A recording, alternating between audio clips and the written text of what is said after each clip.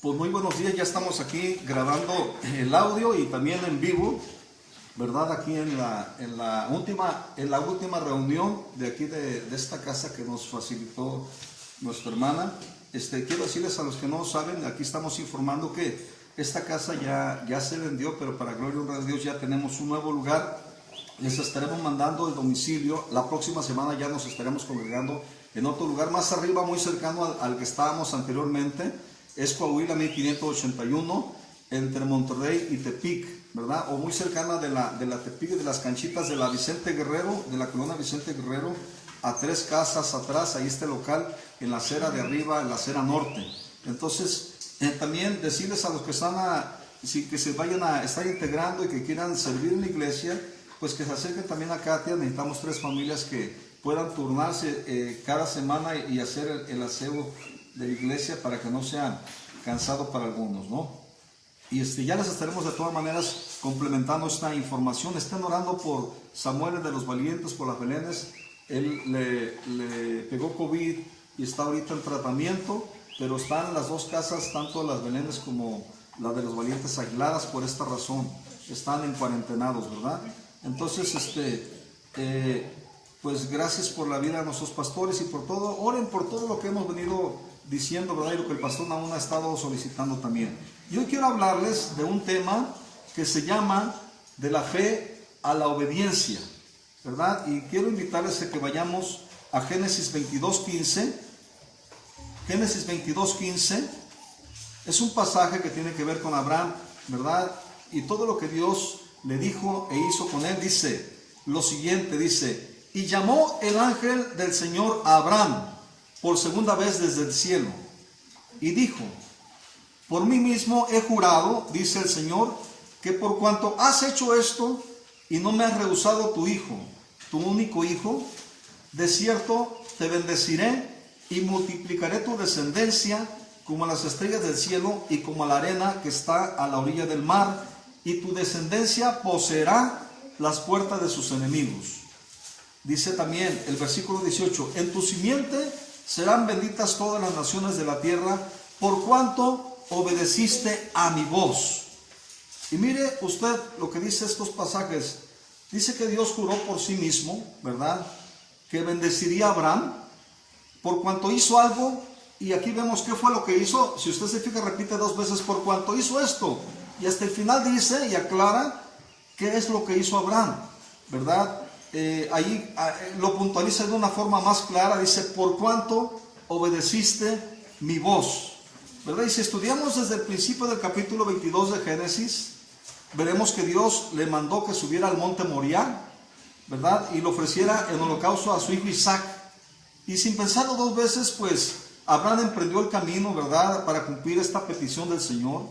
Pero cuando ya lo tenía atado con los leños apilados alrededor, como si fuese un holocausto, ¿verdad?, ya con el cuchillo en la mano, dispuesto a sacrificarlo, vemos que el ángel de Dios, ¿verdad?, le dijo: no lo hagas, Abraham, solamente queríamos ver si tenías temor de Dios, ¿verdad? Y era una forma que lo estaban probando, hasta dónde estaba comprometido con lo que el Señor iba a hacer con Abraham, ¿verdad? Y en ese momento que le dice que se detenga, Dios provee un cordero, ¿verdad?, que está atrapado en un zarzal, allí como un sustituto del sacrificio de su hijo, ¿verdad? Ya en ese momento ya no tendría que ser sacrificado su hijo, a cambio tenía que sacrificar ese cordero. Y quiero decirle que todos lo sabemos, es una figura de lo que sería Cristo, ¿verdad?, que sería entregado siglos después, ¿verdad?, como sustituto de nuestro sacrificio para darnos salvación. Ahora, ¿en qué le obedeció Abraham a Dios? Lo dice claramente el versículo 16, ¿verdad? Dice: en que no le rehusó su hijo, el hijo de la promesa. A pesar de que era la promesa, si nosotros leemos el libro de Hebreos, ¿verdad?, él dice que pues que Abraham creyó a Dios, ¿verdad? Y también lo dice en Romanos 4, ¿verdad? Y que le fue contado por justicia. Y dice: ¿por qué le creyó a Dios? Porque dijo que era poderoso aún para resucitar a los muertos, y era un Dios que llama a las cosas que no son como si fuesen, ¿verdad? Y aquí vemos pues que y por eso dice: por cuanto has hecho esto Por eso Dios hizo un juramento. Ahora, un juramento es más allá de una simple promesa. Dios se está comprometiendo, está jurando que lo va a hacer. Ya no hay vuelta de hoja. La promesa es condicional, ¿verdad? Si haces esto, pero a causa de la obediencia de Abraham, Dios ya estaba jurando, estaba comprometiéndose a hacer, ¿verdad? Sacar una descendencia. Mire, hizo un juramento por sí mismo, por cuanto no había nadie superior, dice el libro de Hebreos, por quien jurar. Y el juramento contempla varias cosas que haría. Aquí en Génesis 22:17 dice: de cierto te bendeciré. Una vez que lo bendeciría, eso era, ¿verdad? Estaba jurando que lo bendeciría. Y dice otra, dice: multiplicaré tu descendencia como las estrellas del cielo y como la arena que está a la orilla del mar, y tu descendencia poseerá las puertas de sus enemigos.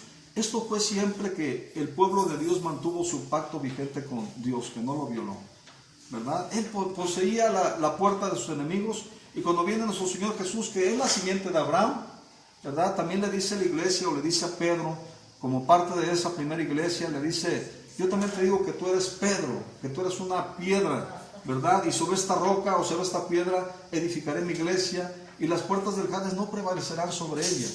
Estamos hablando de la esencia de esa promesa, cómo viene, y nuestro Señor Jesús la ratifica, ¿verdad?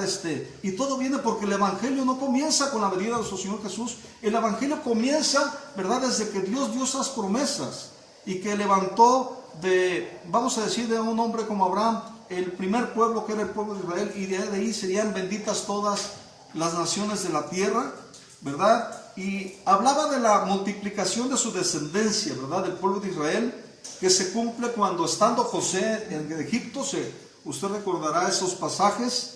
A sus hermanos llegan a causa de una hambruna que hubo en ese tiempo, el tiempo de las vacas flacas del sueño de Faraón, que José interpreta, ¿verdad?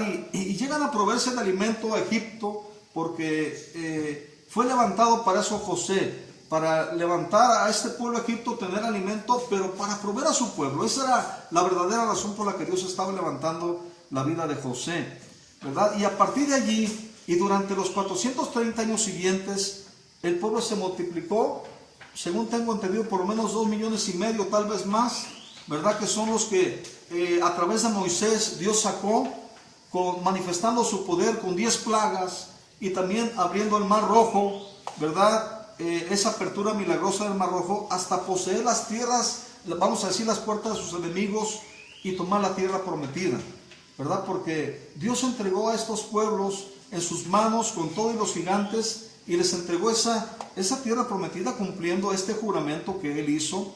Y lo que dice en Génesis 22:18, ¿verdad?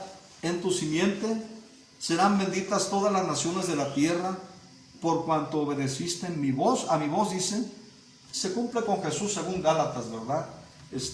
La simiente de Abraham, a través del cual fuimos bendecidos por medio de su sangre del nuevo pacto, ¿verdad? Acabamos de celebrar hace poco la Semana Santa, y vemos que este es un recordatorio de lo que sucedió, de cómo se hizo ese pacto, ¿verdad? De cómo fue nuestra Pascua a Cristo, y cómo, pero mire, el Evangelio o las buenas noticias para todos nosotros como humanidad comienzan aquí por la obediencia de un hombre que creyó a Dios, ¿verdad? Que fue Abraham, pero no solo creyó, sino que además demostró con obras la fe que latía en su corazón, ¿verdad? Es decir, Abraham manifestó con acciones obedientes su amor y consagración a Dios, a ese llamado que Él le hizo. Ya lo que tenemos que preguntarnos en esta mañana: ¿qué es aquello que puede constituir nuestro Isaac, que tal vez tengamos que entregar en manos del Señor, ¿verdad? ¿O qué cosas engloban lo que tengamos que rendir, entregar, sacrificar en nuestro altar de adoración delante del Señor, que puede estorbar en nuestro temor sincero a Dios, ¿verdad? O que pueda oponerse a que le representemos con una fe que muestre su misericordia, su bondad y su amor. ¿Qué es lo que más hemos querido de todo lo que nos rodea aquí en esta tierra, sobre todas aquellas que hemos recibido por la gracia de Dios? ¿Verdad? Hay ocasiones en que algo que recibimos de la gracia de Dios podría constituirse nuestro Isaac, y que a lo mejor le estemos dando más importancia a eso que a Dios mismo que nos dio Isaac, ¿verdad? Entonces, y tal vez tengamos que entregar en manos de Dios, quien nos da consuelo con su suficiencia, de que Él es suficiente para todas las cosas, ¿verdad? Y que es la única manera sabia de reconocernos como extranjeros y peregrinos en esta tierra, ¿verdad? Y reconocer también que más grande que las promesas es el que ha dado las promesas de bendición. Más grande que las promesas que podamos nosotros recibir y poder vivir es el que ha dado las promesas de bendición, y es el que nos lleva y conduce a una vida acorde con su santidad y con sus propósitos, ¿verdad? Y miren, las escrituras dicen que la sangre de Abel sigue hablando, que habla mejor, ¿verdad? Y la sangre de Jesús también sigue hablando vida. Pero yo creo también que la fe y la obediencia de Abraham siguen hablando en ese tiempo, y quieren hablarnos y quieren hablar a la vida de la iglesia, ¿verdad? Sigue hablando para enseñarnos algo, para darnos una instrucción, para darnos una motivación a una entrega como la que tuvo Abraham, ¿verdad? A quien se le llama el padre de la fe, y sigue hablando, revelando la necesidad de ser perfeccionados en nuestra fe por medio de la obediencia que Dios nos ha mandado. En Santiago 2:22, hablando de Abraham,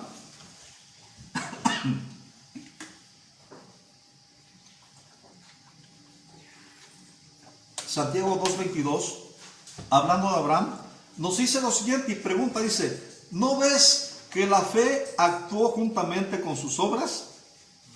Y que la fe se perfeccionó por las obras. Pero está hablando de un perfeccionamiento que Abraham tuvo, no solamente por la fe, porque nosotros leemos en Romanos 4, parte de lo que predicamos la semana pasada, que él creyó a Dios y le fue contado por justicia, y hay una justicia que es por fe, nos considera como si fuéramos justos, ¿verdad? Y que podemos pecar, pero arrepentirnos, y Él nos limpia de toda maldad y nos restaura en condición de justicia. Y es una obra que hace el Espíritu Santo en nuestra vida. Pero aquí, ¿verdad? También nos habla de que Dios quiere perfeccionar nuestra fe mediante nuestra obediencia, ¿verdad? Y no está de más recordar que todas las cosas que se escribieron en el pasado para nuestro aprendizaje se escribieron, ¿verdad? Y quiero invitarles a que leamos juntos Santiago desde el capítulo 2, versículo 20. Dice lo siguiente, Santiago capítulo 2 versículo 20, dice, mas ¿quieres saber, hombre vano? Dice que la fe sin obras es muerta. Está hablando de una fe que es muerta, que no da fruto, ¿verdad? Dice, ¿no fue justificado por las obras Abraham nuestro padre cuando ofreció a su hijo Isaac sobre el altar? No solamente creyó, tuvo que hacer algo. Y tuvo que obedecer la voz de Dios que le estaba mandando eso. Entrégame lo más preciado y que tal vez está tomando lugar mío, ¿verdad? En tu corazón. Y dice, ¿no fue justificado por las obras Abraham nuestro padre cuando ofreció a su hijo Isaac sobre el altar? ¿No ves que la fe actuó juntamente con sus obras y que la fe se perfeccionó por las obras? Entonces las obras, que son el fruto de nuestra fe, perfeccionan la fe nuestra, ¿verdad? Y se cumplió la escritura que dice, Abraham creyó a Dios y le fue contado por justicia y fue llamado amigo de Dios. Y si ustedes ven, pues que el hombre es justificado por las obras y no solamente por la fe. Pero no por las obras, porque fíjense, parece que se contradice con Pablo cuando habla de la justificación por la fe, que no es por obras. Nosotros no hacemos obras para justificarnos, ¿verdad? Pero sí podemos también mostrar qué es lo que está en nuestro corazón, lo que estamos creyendo, por las obras que hacemos. Y que estamos actuando en obediencia, o que estamos, vamos a decir, planteándonos acciones obedientes a lo que Dios está diciendo a nuestra vida y que está hablando, para obedecer su voz en aquellas cosas que nos está mandando y que manda también de una manera general a la vida de toda la iglesia. De servir, de ser restaurados, de caminar en una vida espiritual que esté prosperando cada día, que esté mostrando la evidencia de la obra y de su mano poderosa transformándonos, ¿verdad? Entonces, Santiago no está contradiciendo aquí la justificación que es por la fe. lo que está diciendo es que la fe sin obras es una fe muerta, ¿verdad? Y que la fe que se evidencia de una manera práctica por las obras es una fe salvadora, que da como fruto una vida obediente a Dios. ¿Por qué? Porque nos mantiene conectados al pensamiento y al mover del Espíritu Santo. Siempre oramos, Señor, aviva tu pueblo, trae un mover, trae un despertar, ¿no es cierto? Pues esto nos conecta a ese mover del Espíritu de Dios y al pensamiento de Dios que estamos viviendo cada día cuando vamos a impregnarnos de su palabra, ¿verdad? Y dice en Santiago 2:14, sigue preguntando Santiago, ¿verdad? Santiago es el mismo que Jacobo, hermano de nuestro Señor Jesús, que él había sido incrédulo en todo el tiempo del ministerio de nuestro Señor Jesús, pero ya aquí estudiamos una vez cómo dice que fue uno de los que se le apareció de los 500, ¿verdad? Durante esos 40 días que estuvo aquí en esta tierra resucitado, antes de ascender, se manifestó y fue ahí donde Jacobo o Santiago creyó, ¿verdad? Y él se levantó como un siervo y como un líder de la iglesia, ¿verdad? En aquel tiempo. Y dice aquí Santiago 2:14, dice, hermanos míos, ¿de qué aprovechará si alguno dice que tiene fe y no tiene obras? ¿Podrá la fe salvarle? Está preguntando, ¿verdad? Dice, y si un hermano o una hermana están desnudos y tienen necesidad del mantenimiento de cada día, y alguno de ustedes les dice, id en paz, calentados y saciados, pero no les dais las cosas que son necesarias para el cuerpo, ¿de qué aprovecha? ¿Verdad? Dice, así también la fe, si no tiene obras, es muerta en sí misma. Pero alguno dirá, tú tienes fe y yo tengo obras. Muéstrame tu fe sin tus obras y yo te mostraré mi fe por mis obras. Y lo que está diciendo aquí, mis queridos hermanos, es que la vida cristiana no se trata solamente de conceptos religiosos o teológicos, ¿verdad? Sino que se trata de algo práctico que debe evidenciarse, que debe ser una práctica constante en nuestra vida, que debe ser como un deber a cumplir como parte de ser ciudadanos del reino de los cielos, todavía pisando esta tierra porque aún no viene el Señor. Miembros del cuerpo de Cristo y representantes y embajadores de su reino en esta tierra, ¿verdad? Entonces, se trata de algo práctico que tenemos que evidenciar con la fe que hay en nuestro corazón, por lo que hemos creído que el Señor ha persuadido en esa vida de relación que se supone que cada uno de nosotros llevamos delante del Señor, ¿verdad? Considerando que somos todos miembros del cuerpo de Cristo y embajadores de su reino, donde quiera que transitamos o peregrinamos, porque estamos aquí como extranjeros y peregrinos. Y Santiago 2:19 sigue diciendo, tú crees que Dios es uno, bien haces, también los demonios creen y tiemblan. Mas quieres saber, hombre vano, que la fe sin obras es muerta. Y es aquí donde reafirma, ¿verdad?, cómo Abraham obedeció la voz de Dios, ¿verdad?, haciendo algo, manifestando obras de acuerdo al mandato de Dios, ¿verdad? Y algo que nos dice, por cuanto hiciste esto, por eso dice ahí.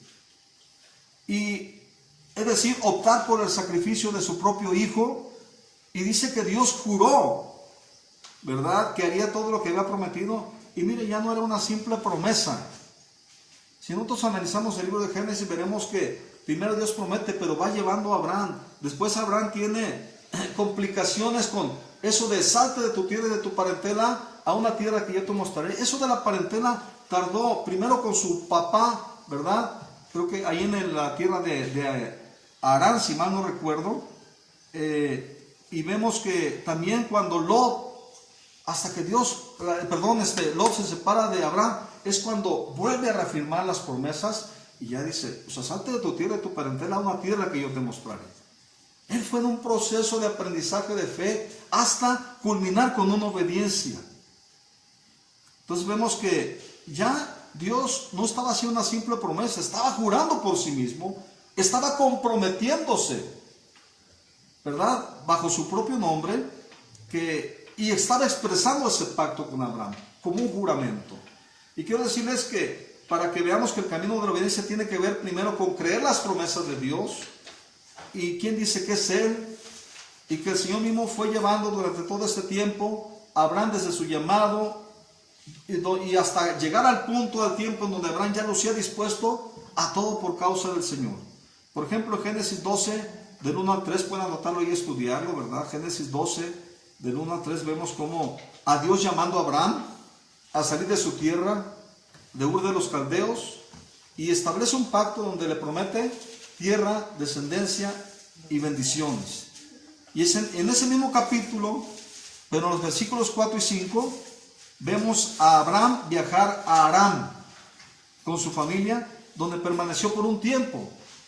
Y en Génesis 13, del 14 al 17, vemos también cuando Lot, su sobrino, se separa de Abraham por el conflicto entre sus pastores.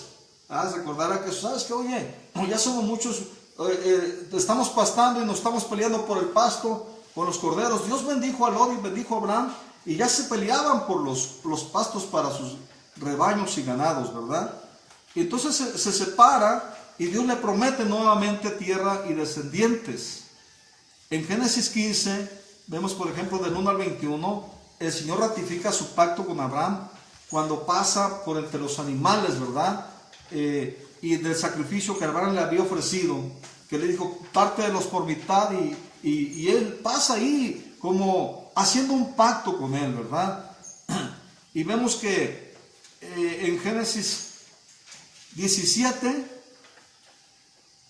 del 1 al 27, cuando Abraham tenía 99 años, Dios renueva su pacto con Abraham, le cambia el nombre de Abraham por Abraham, ¿verdad? Que significa padre de una multitud, y se establece la circuncisión como señal de este pacto, pero la parte es hasta Génesis 22, del 15 al 18, ¿verdad? Que Dios confirma su pacto jurando, ¿verdad? A causa de la obediencia de Abraham al entregarle lo más preciado que tenía. Y si te fijas, en el peregrinar de Abraham, cuando Dios le dijo, sal de tu tierra y tu parentela a una tierra que yo te daré, el asunto de despegarse de la parentela o de darle más importancia a Dios que a la parentela, fue un proceso para Abraham, ¿verdad? Primero con su padre, con Lot, hasta que ya tenía el hijo de la promesa, Isaac, ¿verdad? Un momento donde tal vez ya Abraham tenía muy claro que era el Dios Todopoderoso que resucita a los muertos y llama a las cosas que no son como si fuesen. Es ahí donde tenemos que poner la confianza, donde nos enseña la palabra que tenemos que poner la confianza. Ahora, ¿qué dijo Jesús? Que es la simiente de Abraham, siglos más tarde, acerca de nuestros afectos más cercanos. ¿Cómo tenemos que tener en orden esas prioridades de darle primero, el primer lugar a Dios? ¿Verdad? Lucas 14, 26 y 27 dice nuestro Señor Jesús, si alguno viene a mí y no aborrece a su padre y madre y mujer e hijos y hermanos y hermanas, y aún también su propia vida, no puede ser mi discípulo. ¿Verdad? Dice, y el que no lleva su cruz y viene en pos de mí, no puede ser mi discípulo. Y aquí la palabra aborrecer, escúcheme bien, no significa odiar. No significa que vamos a odiar a nuestra familia, a nuestra mamá, a nuestra esposa, ¿verdad? Por irnos tras Dios. Porque podría ser algo que se podría malinterpretar, ¿verdad? Es poner en primer lugar a uno que a otro, ¿verdad? Considerando el grado de prioridad y de importancia que tiene para nuestra vida. Es eso, ¿verdad? Entonces, volviendo al asunto de la obediencia por medio de la fe o de las obras como fruto de la fe, el apóstol Santiago, ¿verdad? Si usted analiza ese libro, se dará cuenta, si lo estudia, que es uno de los que más enfatizan la práctica de la verdadera religión, ¿verdad? Hablando, y quien enseña que nuestra obediencia a Dios debe expresarse, además de con un crecimiento en nuestra vida espiritual, personal, también en las relaciones y deberes. Enfatiza mucho los deberes del cristiano, ¿verdad? Y deberes con nuestro prójimo. Y justamente también nos habla de Abraham, de cómo fue perfeccionado por Dios en una vida de obediencia que manifestó con sus obras.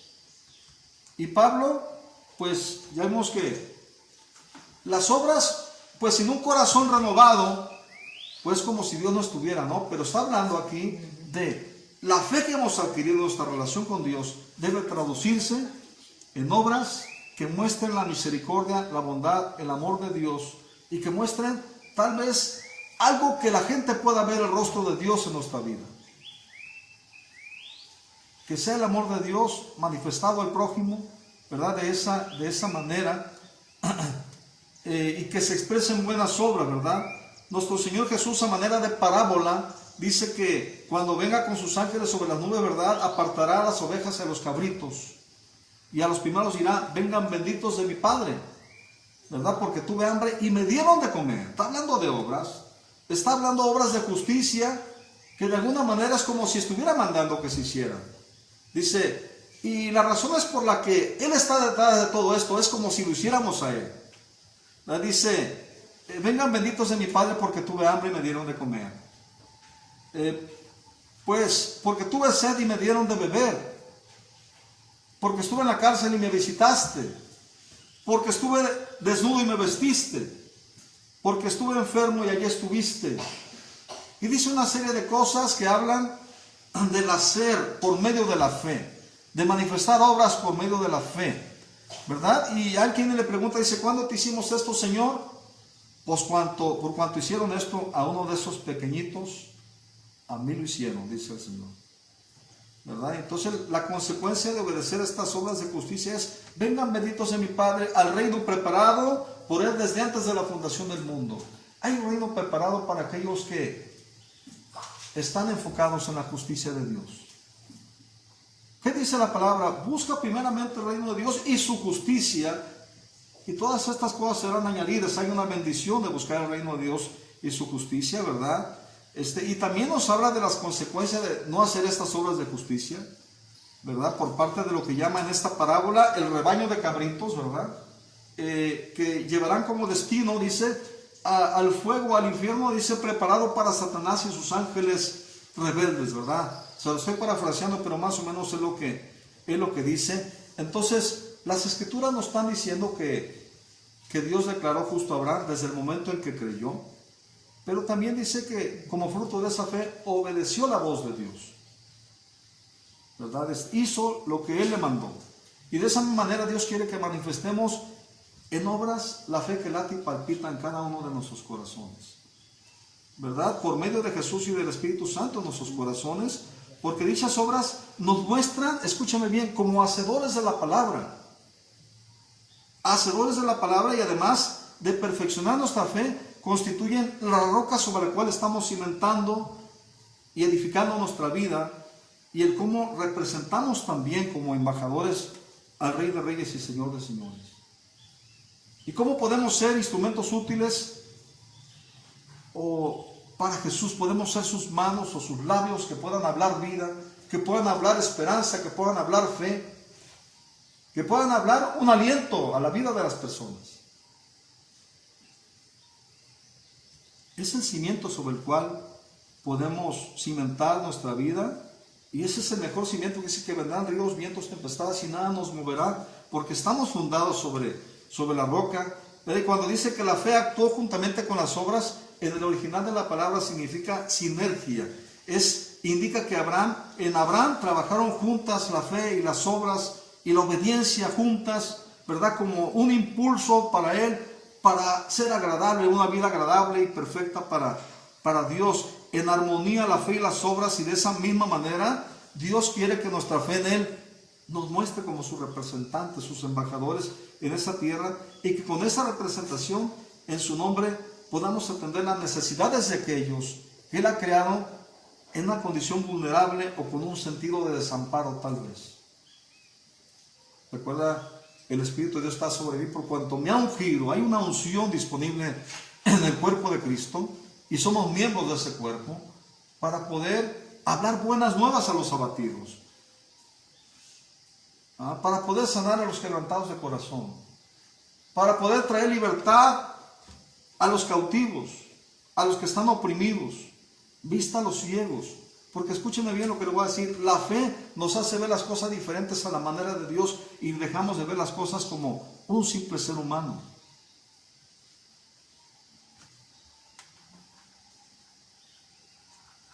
Y por eso dice, si viene alguien y te expone su necesidad, no le digas ve y sáciate, cuando podemos actuar de manera práctica saciando esa necesidad, ¿verdad? Entonces Santiago 2:25 dice, asimismo también Rahab, la ramera, estamos terminando, dice, no fue justificada por las obras cuando recibió a los mensajeros y los envió por otro camino. ¿Quién está hablando que Rahab fue justificada por las obras, mostrando la fe que tenía haciendo esas obras? Dice, porque como el cuerpo sin espíritu está muerto, así también la fe sin obras está muerto. ¿Podemos concebir un cuerpo sin espíritu? No lo podemos concebir, ¿verdad? Por eso dice, si un cuerpo sin espíritu está muerto, así también la fe sin obras está muerta. Entonces, el espíritu de nuestra fe son las obras mediante las cuales nos hacemos hacedores de la palabra del Señor. Y es verdad que la fe viene por el oír. Eso es indudable, por el oír la palabra de Dios. Pero también nos llama a ser hacedores de ella. Para que no nos engañemos a nosotros mismos y oigamos y nos veamos tal cual y de pronto se nos olvida cómo éramos, dice el mismo libro de Santiago, ¿verdad? Y esto de ser hacedores de esta palabra nos debe conducir a acciones obedientes que muestren que somos pertenencia suya, ovejas de su prado, y que amamos al Creador de todas las cosas, pero también a los que Él ha creado. El amor al prójimo. Y mire usted el caso de Rahab, o Rahab, no sé cómo se diga.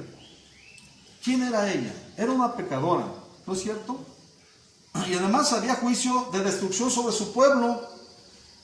Se le juntaba la condición de pecadora, juicio de destrucción sobre el pueblo. Dios quería desalojar a esos pueblos para entregarle a su pueblo que había sacado de Abraham, ¿verdad? Entonces era Jericó. Pero ahora, ¿cuál fue la conducta de Rahab cuando los espías del pueblo de Dios estuvieron en su casa? Ella probó que su fe era viva y eficaz.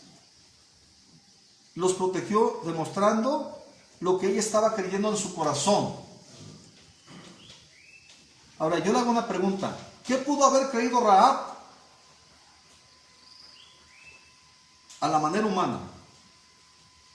Aquí vienen esos intrusos, ¿verdad? Que dicen que son el pueblo de Dios y que vienen a destruir esos pueblos. Mangos que los dejo aquí en mi casa, ¿a poco no? Los entrego. Este es mi pueblo, es mi patria. Voy a defenderla. Pero escuche bien, contra todo eso ella manifestó obras de creer en un Dios que no era propio de su pueblo.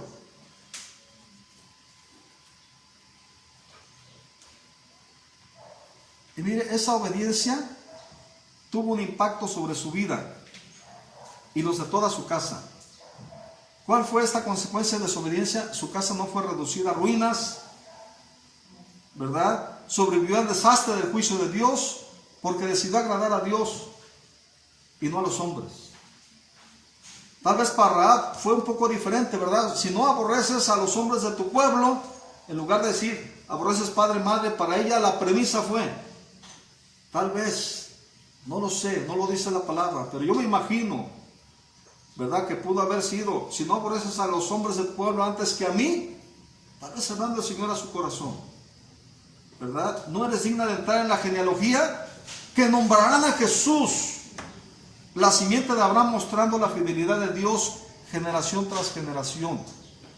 Usted sabe que Rahab fue incluida en las genealogías de Jesús y era una ramera, ¿verdad? Y para gloria y honra de Dios, Él hizo todo esto en la vida de ella. Puso esa fe y puso esas obras, ¿verdad? Tal vez el Isaac que tuvo que entregar a Dios Rahab para obedecer era el amor a su patria y el pueblo del cual formaba parte. Pero ¿cuál fue su destino? Fue diferente, fue un destino de salvación.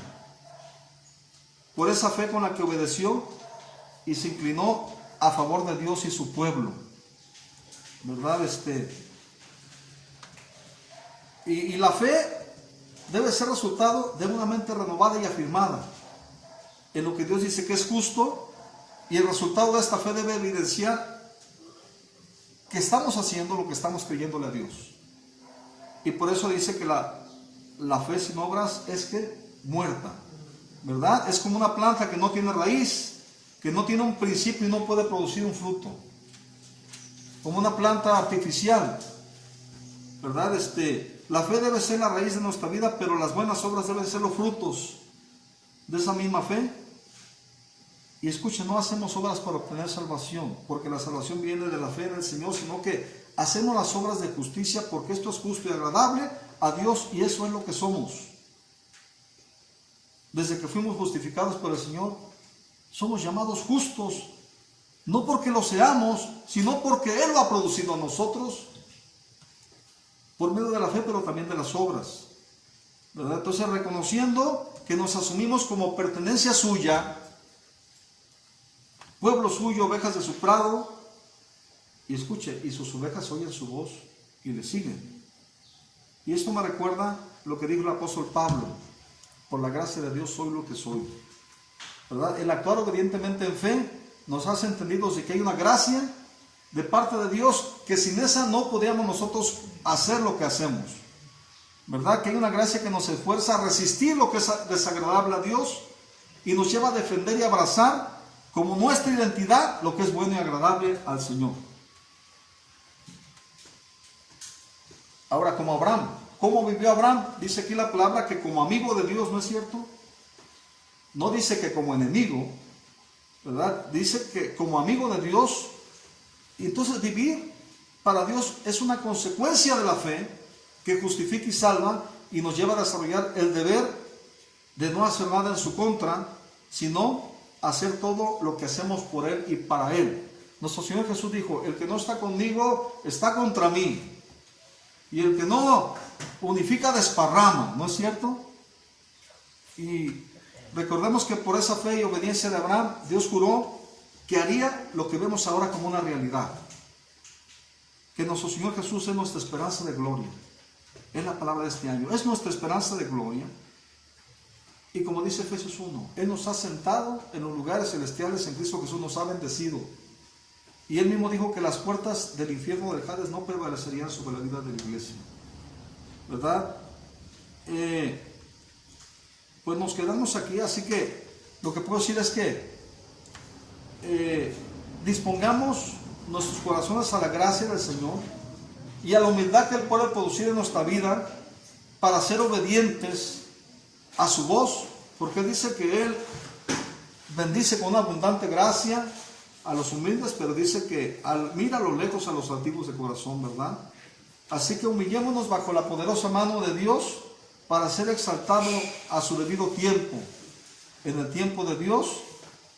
Y recordemos o hagamos como los discípulos, que a veces nos hace falta la fe, y digamos, cuando se trataba del asunto del perdón: Señor, ¿hasta cuántas veces debo perdonar a mi hermano? ¿Hasta 7? Dice: no digo 7, sino hasta 70 veces 7. Señor, aumentanos la fe, ¿verdad? Y aumentarnos la fe para que nosotros podamos ser perfeccionados también a través de la obediencia a lo que Dios dice y conforme a la fe que hemos creído, ¿verdad? Entonces, para que podamos estar acordes a lo que Dios quiere hacer en nuestra vida y estemos con un corazón dispuesto a la obra del Señor, como Abraham lo estuvo. Y como nuestro Señor Jesús también nos da ejemplo de obediencia, ¿verdad? Entonces, pues Padre, queremos darte gracias, mi Dios, en esta mañana, Señor, por esta última reunión que tenemos en esta casa, Padre. Y gracias también por la nueva casa que nos has provisto, Señor. Bendice a la persona que nos prestó esta casa, Padre. Bendice también a quien nos está facilitando aquel local, Padre, el pastor, Señor, Mario. Y Padre, bendice a tu congregación, bendice a tu iglesia, Padre. Permite que cada día podamos ser sensibles a tu voz para poder ser dirigidos hacia tus propósitos y planes, mi Dios. Permite que podamos despojarnos cada día, Señor, de todo lo que somos, para revestirnos de ti, mi Dios, y que tú seas en nuestra vida, llevándonos de fe en fe, de gloria en gloria, de victoria en victoria, Señor. Bendice a mis hermanos que están aquí, los bendigo en tu nombre, Padre. Son tu obra, tú los has traído a este lugar, mi Dios, y aquí estamos juntos por un propósito tuyo.